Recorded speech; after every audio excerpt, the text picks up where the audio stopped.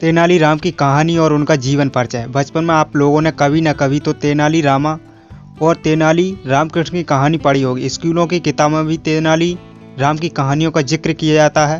तेनाली रामा एक कवि होने के साथ साथ एक चतुर इंसान भी हुआ करते थे। वे बहुत ही बुद्धिमान और एक चतुर इंसान थे। उनमें बुद्धिमानी के गुण कूट कूट कर भरे हुए थे। उन्होंने अपने जीवन काल में कई तरह की कविताएं लिखी हैं और वो अपने बुद्धि और हास्य के लिए काफ़ी जाने जाते हैं। आज हम आपको उनकी कहानियों और उनके जीवन के बारे में जुड़ी रोचक बातें बताने जा रहे हैं। आप इस वीडियो को पूरा देखिएगा, बहुत ही आनंद और बहुत कुछ सीखने को मिलने वाला है। आप इस कहानी से बहुत कुछ मानिए सीख कर ही जाएंगे। आप तेनालीराम की पूरी कहानी को पढ़िएगा। तेनालीराम का जीवन परिचय।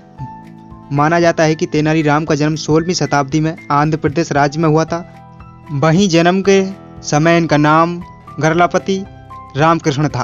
तेलुगु ब्राह्मण परिवार से नाता रखने वाले रामा के पिता गरलापति रामैया एक पंडित हुआ करते थे, जबकि उनकी मां लक्ष्मा गृहिणी थी।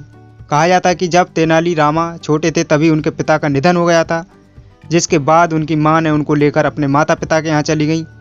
उनकी मां के गांव का नाम तेनाली था। वे अपने गांव चली गई थीं। पूरा नाम तेलानी रामकृष्ण। जन्म तिथि 16वीं शताब्दी। उपनाम विकट कवि। जन्म स्थान गुंटूर जिले आंध्र प्रदेश। पत्नी का नाम जानकारी नहीं। पेशा कवि थे। तेनालीराम की शिक्षा। आप लोगों को ये जानकर हैरानी होगी कि इतने महान कवि ने किसी भी तरह की शिक्षा प्राप्त नहीं की थी। अशिक्षित होने के बावजूद तेनालीरामा ने मराठी, तमिल और कन्नड़ जैसी भाषाओं में महारत हासिल की हुई थी। सभी भाषा जानते थे। वहीं माना जाता है कि तेनाली जी ने वैष्णव धर्म अपना लिया था। वहीं जरूरतों को पूरा करने के लिए मकसद से वो भागवत मेला परिषद मंडली में काम करने लगे। इस मंडली का हिस्सा बनकर उन्होंने कई तरह के कार्यक्रम किए जो बहुत ही प्रचलित हुए। उन्हें हर कोई सुनता है और जानता है। तेनाली और राजा कृष्णदेव राय का जोड़ी। विजयनगर राज्य के राजा कृष्णदेव राय और तेनाली की जोड़ी को अकबर और बीरबल की जोड़ी के समान माना जाता है। तेनाली ने राजा कृष्णदेव राय के दरबार में एक कवि के रूप में काम करना शुरू कर दिया था। वे वहां पर कवि के रूप में कार्यरत थे और उन्हें समझाते थे। कहा जाता है कि एक बार जब तेनाली रामा अपनी मंडली के साथ विजयनगर में एक कार्यक्रम कर रहे थे, तभी उनकी पहली बार मुलाकात देवकृष्ण राय से हुई थी और प्रजा को उनके द्वारा किया गया प्रदर्शन काफ़ी अच्छा आया था। प्रजा उन्हें पसंद करने लगी थी। इसी से वो राजा खुश हो गए थे, जिसके बाद राजा ने उन्हें अपने दरबार में एक कवि का कार्य सौंपा था। लेकिन तेनाली इतने चतुर थे कि उन्होंने धीरे धीरे अपनी बुद्धिमानी से राजा के और करीब आ गए। राजा जब भी किसी परेशानी में हुआ करते थे तो सलाह के लिए अपने 8 कवि में से केवल तेनालीराम को ही याद किया करते थे। तेनाली पर बनी फिल्में और नाटक। तेनाली रामा के जीवन के ऊपर कन्नड़ भाषा में एक फिल्म भी बनी है। इतना ही नहीं, बच्चों के लिए कार्टून नेटवर्क भी एक नाटक बनाया गया था और इस नाटक का नाम भी दी एडवेंचर ऑफ तेनाली रामा रखा गया था। ये नाटक अभी भी आता है और बच्चे इसे देखते हैं। वहीं इस वक्त भी सब टीवी पर उनके जीवन पर आधारित एक कार्यक्रम आता है। दूरदर्शन ने भी तेनाली रामा नाम का एक नाटक बनाया था और इस नाटक में उनकी कहानियाँ दिखाई गई थी। इसके अलावा उनकी कहानियों से जुड़ी कई किताबें छापी गई हैं जो कि बच्चों द्वारा काफ़ी पसंद की जाती हैं और बच्चे उन्हें मन लगाकर पढ़ते हैं। तेनाली रामा की बच्चों के लिए कहानियाँ। ऊपर दिए गए उनके जीवन परिचय को पढ़कर आप ये सोच रहे होंगे कि आखिर उन्होंने ऐसा क्या किया था कि इस सदी में भी उनको याद किया जाता है। क्यों उनको बुद्धिमान और चतुर व्यक्ति माना जाता है। वे बहुत ही चतुर थे और उनको लोग आज भी बहुत प्रेम से याद करते हैं। आपको इन्हीं सवाल का जवाब आपको नीचे दी गई उनके जीवन की घटनाओं को पढ़कर मिल जाएगा। नीचे हमने उनकी कहानियों को वर्णन किया है। इन कहानियों में बताया गया है कि कैसे अपनी समझ के कारण उन्होंने बड़ी सी बड़ी समस्या को हल कर दिया था। वह बहुत ही बुद्धिमान थे। कोई भी समस्या हो सबको हल कर देते थे। व्यापारी और तेनाली की कहानी। एक बार राजा कृष्णदेव राय के दरबार में एक विदेशी व्यापारी आया था। इस व्यापारी से राजा ने मुलाकात की और कहा कि उसने सुना है कि राजा के पास कई सारे मंत्री हैं और उसने मंत्रियों की बुद्धिमानी के बारे में काफ़ी कुछ सुना है और उन्हें देखना चाहता है और उनसे मिलना चाहता है। इस व्यापारी ने राजा से अनुमति मांगी कि वो उनके मंत्रियों के ज्ञान की परीक्षा लेना चाहता है। राजा ने भी उस व्यापारी की बात मान ली और कहा कि वो उनके मंत्रियों की बुद्धिमानी की परीक्षा ले सकते हैं। फिर क्या था, व्यापारी ने राजा को 3 गुड़ियाँ दी उनकी परीक्षा लेने के लिए। ये तीनों गुड़ियाँ देखने में एक जैसी थीं। गुड़िया राजा को देने के बाद व्यापारी ने राजा से कहा कि आपके मंत्री मुझे 30 दिन के अंदर एक जैसे दिखने वाली इन गुड़ियों में क्या अंतर है ये बताएं। राजा ने भी व्यापारी की बात मानते हुए अपने राज्य के मंत्रियों को बुलाया और उन्हें ये कार्य करने को दिया गया। ये कार्य बहुत कठिन था। हालांकि राजा ने तेनालीरामा को ये कार्य नहीं सौंपा था, लेकिन लंबे समय तक कोई भी मंत्री ने ये नहीं बता पाया कि आखिर एक जैसी दिखने वाली गुड़ियाँ इन गुड़ियों में क्या अंतर है। फिर राजा ने यही कार्य तेनालीरामा को सौंपा और जैसे ही 30 दिन पूरे हो गए, सभी मंत्रियों ने गुड़ियों में कोई अंतर नहीं बताया।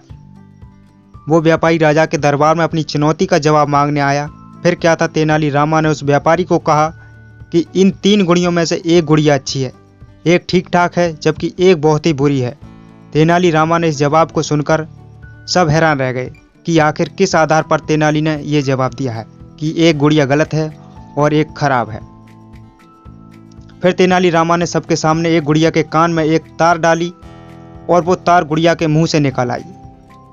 फिर इसी तरह उन्होंने दूसरी गुड़िया के कान में तार डाली और वो तार उस गुड़िया के दूसरे कान से निकल गई। और अंतिम गुड़िया के कान में तार डालने पर वो तार किसी भी जगह से बाहर नहीं निकली। यही अंतर खोज डाला। जिसके बाद तेनालीरामा ने कहा कि जिस गुड़िया के मुंह से तार बाहर निकली है वो गुड़िया बुरी है, क्योंकि उसको अगर कोई भी कुछ बताएगा तो वो सबको उस बात की जानकारी दे देगी। वहीं जिस गुड़िया के कान से तार निकली है वो गुड़िया ठीक ठाक है और वो एकदम सही है, क्योंकि अगर उसे कोई कुछ बताएगा तो वो ध्यान से नहीं सुनेगी। वहीं जो आखिरी गुड़िया है उसे जो कुछ कोई भी बताएगा उसे वो दिल के अंदर रखेगी, इसलिए वो गुड़िया अच्छी है। इस तरह से तेनालीरामा द्वारा दिए गए जवाब को सुनकर राजा के साथ साथ वो व्यापारी भी हैरान रह गए कि इन्होंने ये अंतर कैसे बताया। आखिरकार गुड़ियाँ तीनों एक ही थीं। लेकिन तेनाली यहाँ पर ही नहीं रुके। उन्होंने इन गुड़ियों के बारे में कहा कि पहली गुड़िया उन लोगों में से है जो कि ज्ञान सुनकर लोगों में बांटती है, बल्कि दूसरी गुड़िया उन लोगों में से है जिनको जो सिखाया जाता है उन्हें वो समझ नहीं आता, और आखिरी गुड़िया उन लोगों में से है जो कि ज्ञान को अपने तक ही सीमित रखती है और रखेगी। तेनाली के इस जवाब को सुनकर राजा काफ़ी खुश हुए। उस व्यापारी को भी समझ आ गया कि उसने जो राजा के मंत्री की बुद्धिमानी के बारे में सुना था वो एकदम सही है और एकदम सच्ची बात है। चोरों को पकड़ने की कहानी। एक बार तेनालीरामा अपनी पत्नी के साथ रात को अपने घर में सो रहे थे। तभी अचानक उन्होंने कुछ आवाज़ सुनी। तेनालीरामा को आवाज़ सुनकर शक हो गया कि कुछ चोर उनके घर में चोरी करने के लिए आए हैं और चोरी कर रहे हैं। तेनाली ने अपनी पत्नी से कहा कि लगता है कोई चोरी करने आया है, तो हम अपने कीमती सामान को एक थैली में डालकर कुएं के अंदर फेंक आते हैं। जिसके बाद तेनाली अपनी पत्नी के साथ कुएं में अपनी कीमती सामान से भरी थैली फेंक आते हैं और सो जाते हैं। वहीं चोरों ने उनकी बात सुन ली थी और वो कुएं में जाकर कुएं का पानी निकालने लगे। पूरी रात कड़ी मेहनत करने के बाद जब चोरों के हाथों वो थैली लगी तो उस थैली में पत्थर थे। तेनाली की देखो बुद्धिमानी। जिसके बाद वहाँ तेनाली आए और उन्होंने चोरों का धन्यवाद करते हुए कहा कि शुक्रिया, आप लोगों ने मेरे बाग में फूलों को पानी दिया और कुएं को साफ कर दिया। जिसके बाद वो चोर हैरान रह गए और उन्होंने अपनी इस हकीकत के लिए तेनाली से माफ़ी मांगी और उन्होंने कहा कि वो किसी को ये बात ना बताएं कि चोर हैं। तेनाली ने उससे वादा किया कि वो किसी को कुछ नहीं बताएंगे, लेकिन उनको चोरी छोड़नी पड़ेगी। जिसके बाद इन चोरों ने मेहनत करके पैसे कमाने शुरू कर दिए। तेनाली और बिल्ली की कहानी। एक बार राज्य में चूहों ने लोगों को काफ़ी परेशान कर दिया था। लोगों के घर में इतने चूहे हो गए थे कि वो अपने घर में रखा सामान, खाना और कपड़ों को खराब कर देते थे। जब ये बात राजा के पास पहुंची तो राजा ने राज्य के सभी लोगों को आदेश दिया कि उन्होंने अपने घर में एक बिल्ली पालनी होगी ताकि चूहों को बिल्ली खा ले और परेशानी का समाधान निकल जाए। ऐसा सभी लोगों को करना होगा अपने अपने घर में। लेकिन राज्य की जनता के पास इतना दूध नहीं हुआ करता था कि वो बिल्ली को भी दूध दे सकें। वहीं जनता की समस्या का हल करते हुए राजा ने हर घर के लिए एक गाय देने का फैसला किया। सभी घर में एक एक गाय दे दी। वहीं तेनाली को दूध बहुत पसंद था और वो नहीं चाहते थे कि बिल्ली को दूध दिया जाए, इसलिए वो रोज़ बिल्ली के लिए गर्म दूध रखते थे ताकि बिल्ली उस दूध को ना पी सके। तेनालीरामा की ये तरकीब काम कर गई और बिल्ली जब भी दूध पीने जाती तो गर्म दूध वो दूध को नहीं पी पाती थी। और इस तरह तेनाली को सारा दूध पीने को मिल जाता था। वहीं एक दिन राजा ने आदेश दिया कि गांव के सभी लोग अपनी बिल्ली के साथ राज दरबार में पेश हों। जब राजा ने दरबार में सभी बिल्लियों को देखा तो सिर्फ तेनाली की बिल्ली काफ़ी कमज़ोर नजर आई थी, बहुत ही ज़्यादा कमज़ोर हो रही थी। राजा ने तेनाली से पूछा कि तुम्हारी बिल्ली इतनी कमज़ोर क्यों है। तेनाली ने कहा कि उसकी बिल्ली को दूध पीना पसंद नहीं है। राजा को तेनाली की बात पर यकीन नहीं हुआ और उन्होंने बिल्ली को उसके सामने दूध पिलाने का आदेश दिया गया और बिल्ली ने दूध नहीं पिया। जैसे बिल्ली के सामने दूध रखा गया तो बिल्ली को लगा कि ये दूध गर्म होगा और बिल्ली ने इस तरह से वो दूध नहीं पिया और तेलानी को राजा द्वारा कोई दंड नहीं दिया गया और गाय का सारा दूध तेलानी को ही मिलने लगा, जिससे उनकी मौज आ गई थी। वे रोज दूध पीते थे। ऊपर बताई गई कहानी से साफ पता चलता है कि तेनाली अपनी समझ से किस तरह हर बार लोगों को हैरान कर देते थे। इतना ही नहीं, उनकी समझ के कारण बड़ी से बड़ी परेशानी को हल किया जा सकता था और हल होती थी। तेनाली रामा से जुड़ी कुछ रोचक बातें। कहा जाता है कि तेनाली रामा भगवान शिव के भक्त हुआ करते थे, लेकिन बाद में उन्होंने वैष्णव धर्म को अपना लिया और भगवान विष्णु की भक्ति करने लगे थे। वह भगवान विष्णु की भक्ति करते थे। इतना ही नहीं, उन्होंने अपना नाम रामकृष्ण रख लिया था। वहीं उनके नाम के आगे तेनाली इसलिए जोड़ा गया क्योंकि वो जिस गांव से आते थे उस गांव का नाम तेनाली रखा हुआ था। तेनाली रामा द्वारा लिखे गए पांडुरंग महात्म्य काव्य को तेलुगु साहित्य में उच्च स्थान दिया गया है। इस काव्य को इस भाषा के 5 महाकाव्यों में गिना जाता है। इतना ही नहीं, इसलिए उनका उपनाम विकट कवि रखा गया। तेनाली रामा न केवल किताबें लिखा करते थे बल्कि उन्होंने अपनी बुद्धिमानी से एक बार विजयनगर साम्राज्य को दिल्ली के सुल्तानों से भी बचाया था। इसके अलावा कृष्णदेव राय और तेनाली रामा के बीच कई लोकप्रिय कहानियाँ बनाई गई हैं। इतना ही नहीं, कहा जाता है कि वैष्णव धर्म को अपनाने के चलते उन्होंने गुरुकुल में शिक्षा देने से मना कर दिया था, जिसके चलते रामा अपने जीवन में कभी भी शिक्षा हासिल नहीं कर सके थे।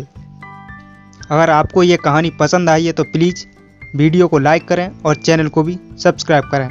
धन्यवाद।